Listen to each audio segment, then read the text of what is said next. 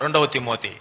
ఇప్పుడు గలతీ సంఘానికి రాస్తూ ఒక పత్రిక రాస్తూ 2వ అధ్యాయానికి వచ్చినప్పుడు అంటాడు 2:20లో, ఇప్పుడు నేను క్రీస్తుతో కూడా సిలువ వేయబడ్డాను, ఇక జీవించువాడు నేను కాదు, క్రీస్తు నా యందు జీవించుచున్నాడు. మిగిలిన శేష జీవితం ఇప్పుడు నేను సౌలు కాదు పౌలుగా మార్చబడి మిగిలిన శేష జీవితము నన్ను ప్రేమించి నా కొరకై తను అప్పగించుకుని దేవుని కుమారుని అందలి డాష్ ఏమనింది అక్కడ, విశ్వాసమును బట్టి బ్రతుకుతా అంటాడు. ఒకప్పుడు సౌలు నేను, నా చదువును బట్టి, నాకున్న ఉద్యోగాన్ని బట్టి, ఆస్తిపాస్తులను బట్టి, అధికారాన్ని బట్టి, పేరు ప్రఖ్యాతులను బట్టి నేను బ్రతికిన, అది సౌలు. ఇప్పుడు సౌలు ఏమైపోయినాడు, క్రీస్తుతో కూడా సిలువ వేయబడి చనిపోయినాడు, పౌలుగా లేపబడ్డాడు. ఇప్పుడు పౌలుగా లేపబడిన తర్వాత 2వ ఇన్నింగ్స్ ఆరంభమైంది.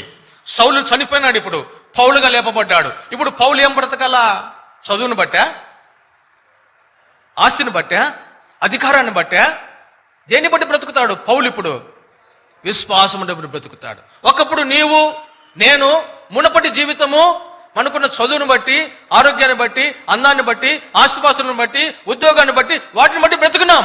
ఇప్పుడు వాటన్నిటికీ మనం చచ్చిపోయి 2వగా క్రీస్తుతో కూడా లేపబడ్డాం. ఇప్పుడు సెకండ్ ఇన్నింగ్స్ ఆరంభమైంది పౌలు వలె. ఇప్పుడు నీవు నేను ఈ స్టేట్మెంట్ ఇవ్వాలా, ఏమని?